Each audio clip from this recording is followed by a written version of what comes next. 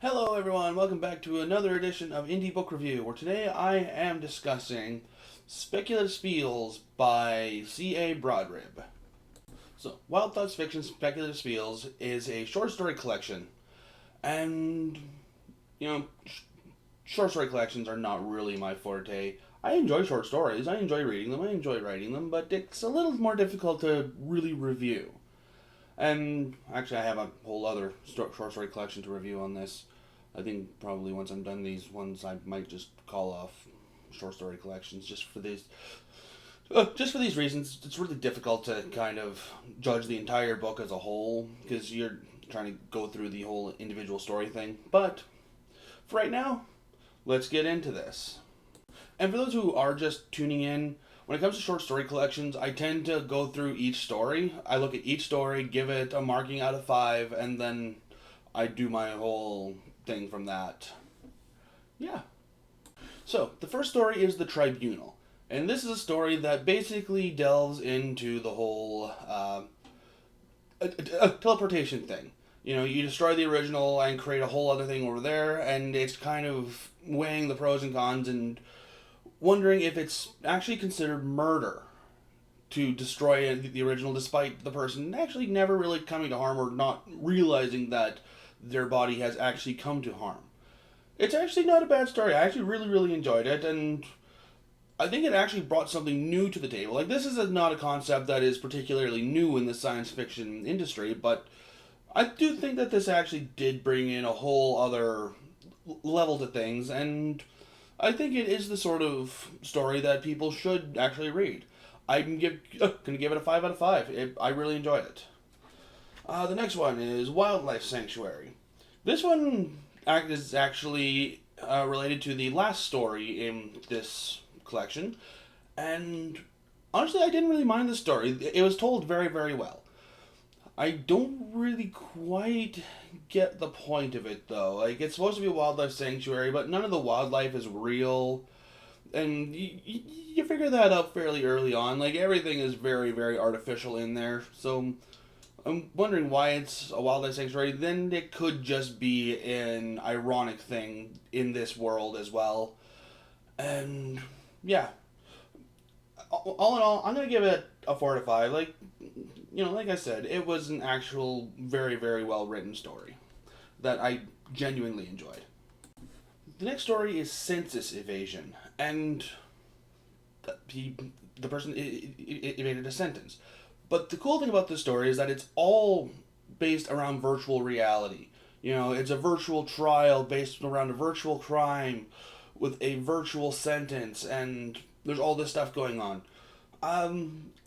Everything is written in non-gender pronouns, which makes it a little more difficult to read, because I wasn't entirely sure what I was supposed to imagine with it. And that does tend to make the brain go neark a little bit. It's nothing... I didn't really have a problem with it, it just makes things a little more difficult to picture. The next one is Sunshine. This one is an interesting little story. Oh, Census Evasion, I'm going to give it I'm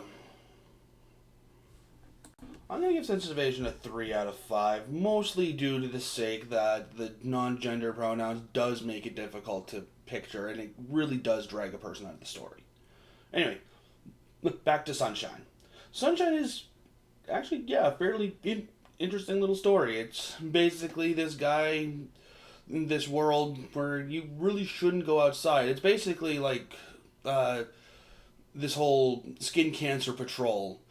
The sun causes skin cancer, so you can't go outside because you'll get skin cancer, and it's basically a form of suicide, which is kind of what I gathered from the story. It never really goes out to really say it, but that's definitely what I got from the story itself. So, which actually is a real benefit to the story, because it kind of does leave things shrouded in some mystery as it goes along. So I'm going to give Sunshine a 4 out of 5. Like, it was pretty good.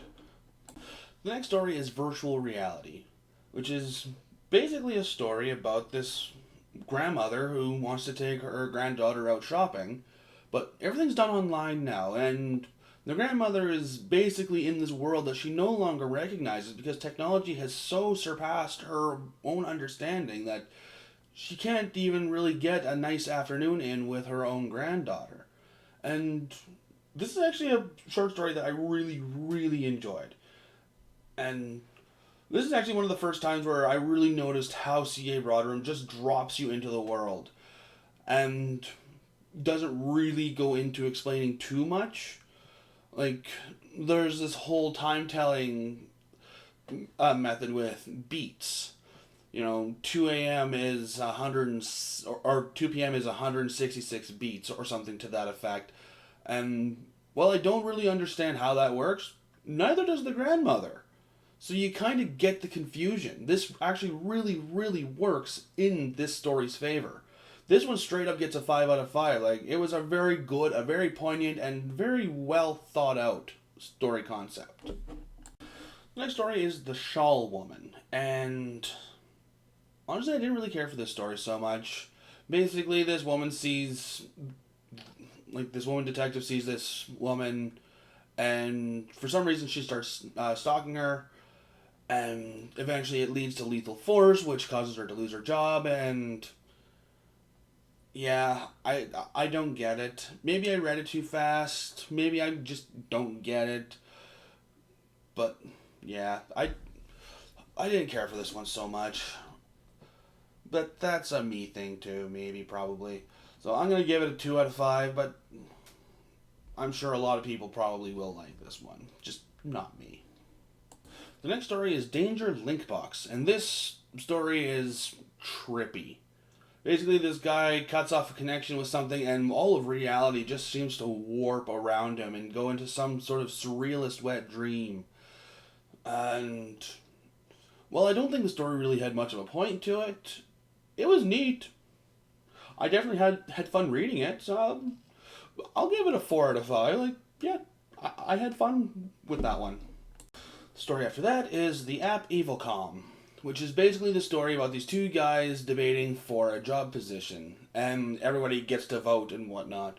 And the one guy actually knows what he's talking about, the other guy doesn't really know what he's talking about, and, people vote, and the guy who doesn't know what he's talking about doesn't get the job, but he doesn't just not get the job, and I will leave that one up to people to read it.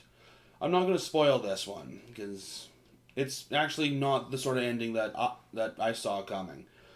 It was definitely an interesting read, and definitely a fairly decent story, so I'm going to give this one a 5 out of 5. Like, I actually really enjoyed this story.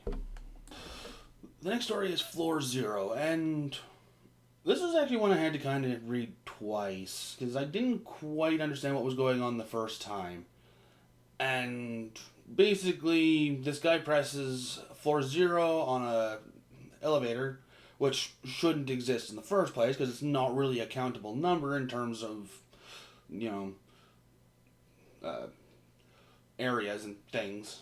Anyway, sorry, words aren't really coming to me. Anyway, he presses this, and and this whole time warp thing seems to happen, and it's almost like the mannequins are moving around trying to figure out what's going on, and they mention like posting a time warp in this magazine that's kind of like the Weekly World News or National Enquirer. All these weird conspiracy theories and weird shit that's obviously not real, so people don't take it seriously. Stuff like that. And yeah, it doesn't seem it's a fine story, but I had to read it twice. I'm gonna give it a 3 out of 5 just for that reason.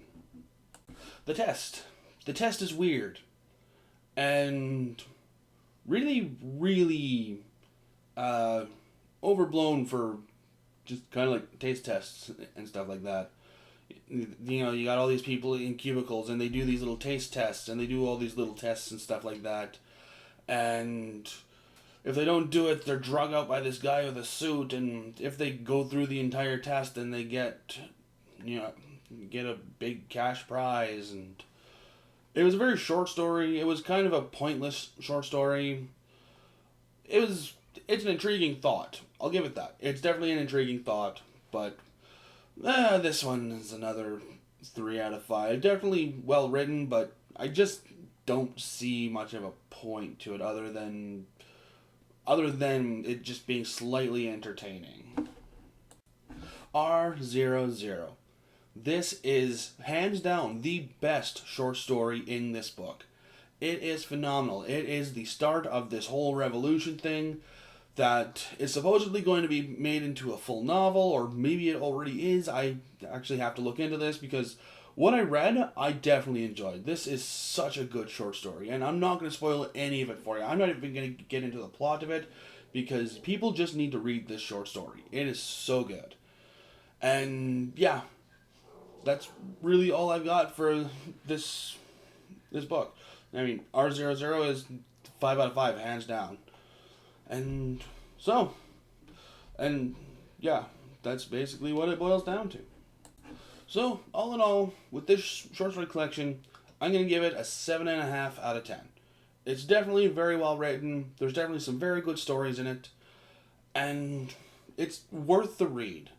I mean, while I myself didn't really enjoy the stories as much as, say, Miscellaneous Myths, I do think that it has a lot of very good ideas and a lot of newer ideas that can very well be expanded upon and done more with.